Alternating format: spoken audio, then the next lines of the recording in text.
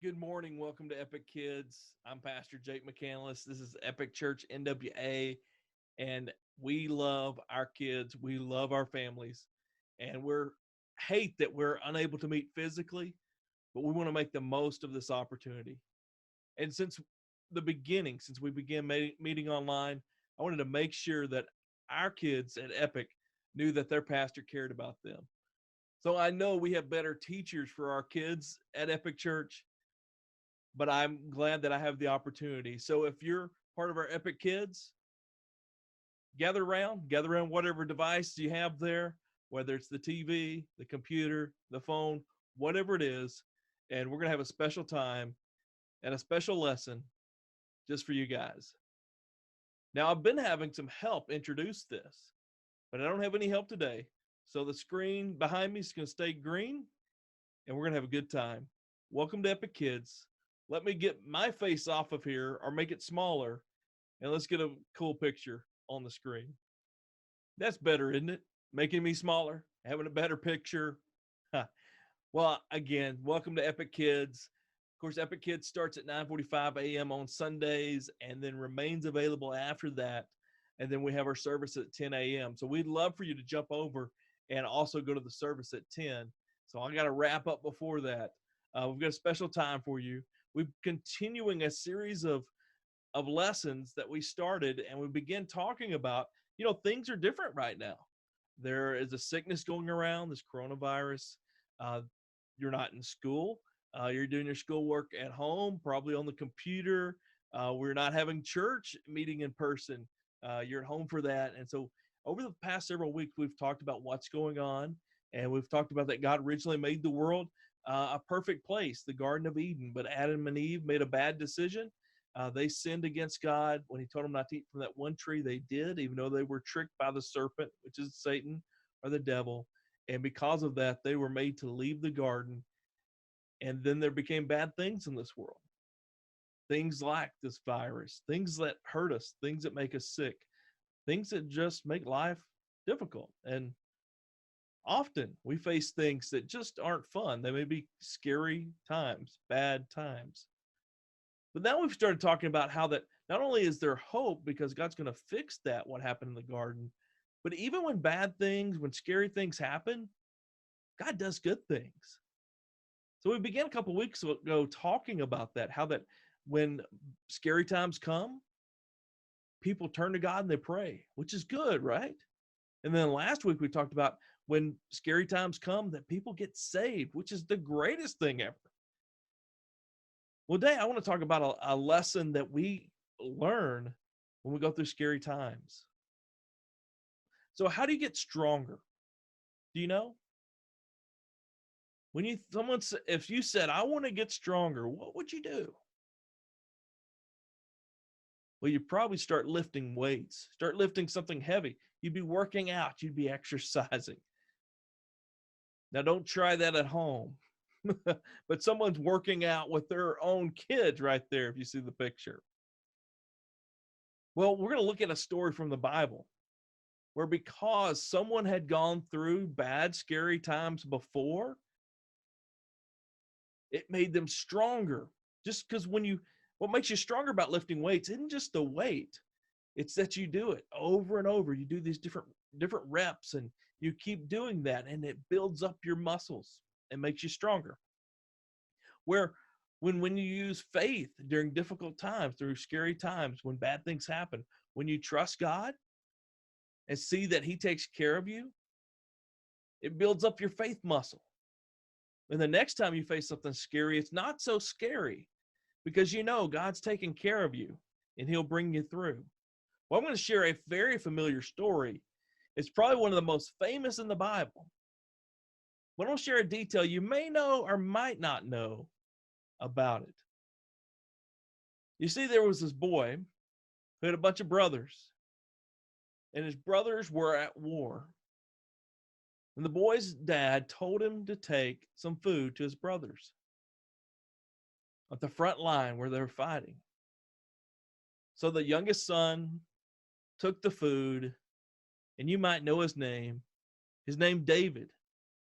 And David came to his brothers, and when he came to his brothers, His brothers were lined up on a hillside, and down in the bottom, they heard something. And on the other hillside was another army. And they heard this man saying terrible things about God and about them. This man was a giant, Goliath. He was 9 foot tall, almost 10 foot, which is probably taller than your ceiling.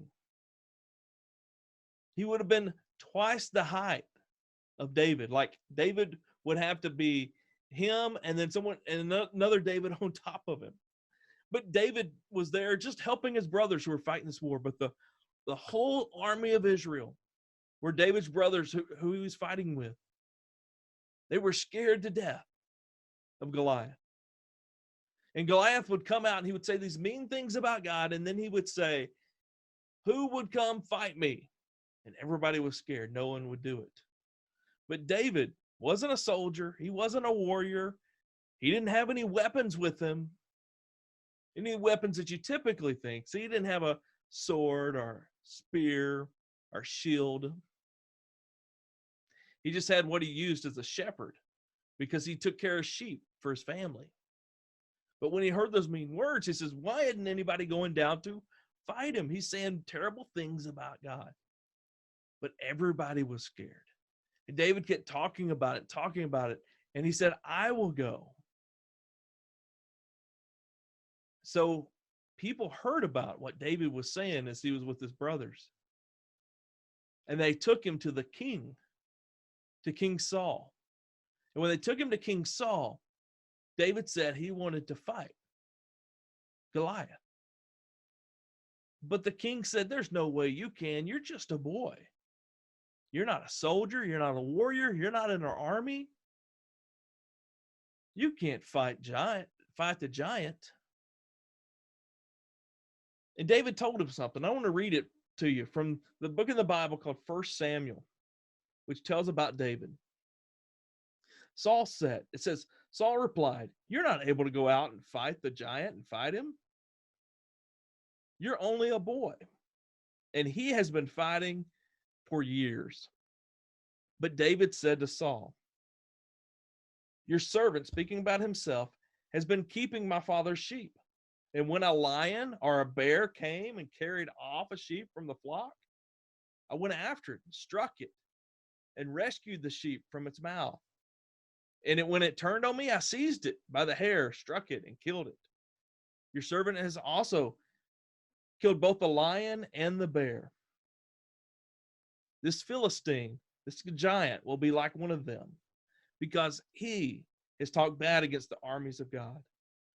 The Lord who delivered me from the paw of the lion and the paw of the bear will deliver me from the giant.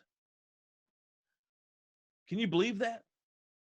David was just a boy who kept sheep, but he had already had to fight a bear, fight off a lion. So he said the lion was nothing. God took care of me when these scary. Can you imagine? He was in the field watching his sheep, and there came a lion. They were going to get the sheep, and he went and fought the lion. That's crazy. That had to be scary, right? Than a bear. But he says, because God took care of me and God gave me the strength to defeat the lion and the bear, I can fight this giant. Well, the king said, okay, but if you're going to go out there, you're going to have to wear my armor. And David put the armor on, and it was too big. And again, he said he wasn't worried because he remembered when he fought the bear and defeated the bear, and God gave him victory. He remembered when God gave him victory when he fought the lion. So David went out, not wearing the armor, not with a sword. He went out with a sling and 5 rocks. People would take that sling and they would spin it and they'd let go of one side of it and a rock would fly out of it. That's what David used to protect the sheep. And he knew God had taken care of him before. So remember when we said when scary times happen, God is still doing good things. The bear was scary. The lion was scary. But it helped David build up his muscles. When something scary happened and God took care of him, it built his muscle up a little bit. And when it happened again, it built his muscle up where he was strong enough in his belief in God to go against a giant. When he walked out there, everybody laughed at him. But you know what happened? You probably know the story. He took that sling and he spun it around. He let go, and that rock flew and hit the giant in the head. And he fell down. David had won. God had given him victory. And David knew he would, because when things were scary before, God had come through. So right now may be scary for you. But when this passes, you know what? You will have built up your muscle a little bit because you know God took care of you. And the next time you face something scary, it won't be as scary because you know God's already taken care of you. The giant wasn't scary to David because God had taken care of him with the lion and with the bear. So even when scary times happen, it's a chance for God to build up your faith muscles. I hope you've enjoyed our Epic Kids time. I hope you can stick around for our epic service. But before we do, here's a song and some motions for you to learn. You may have saw this last week, but I want to share it again to give you a chance to learn it.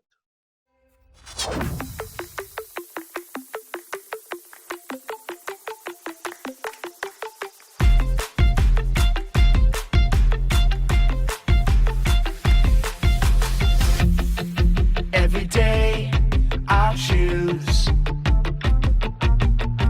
Jesus, I will follow you.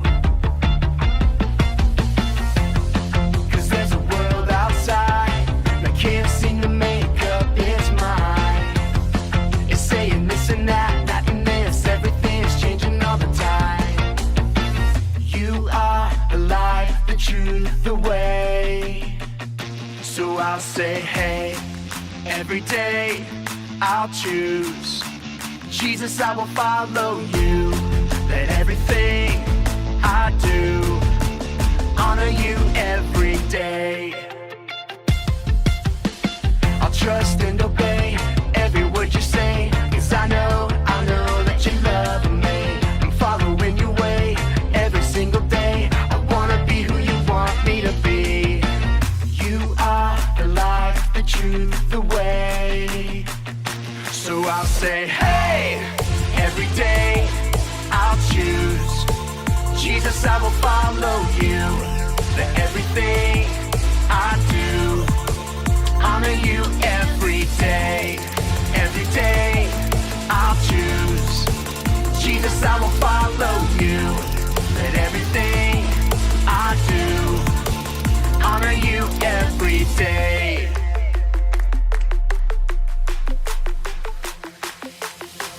Every day I can Trust you, Jesus, every day I choose to honor you, every day I can reflect you to others, every day I am who you say I am. You are the life, the truth, the way.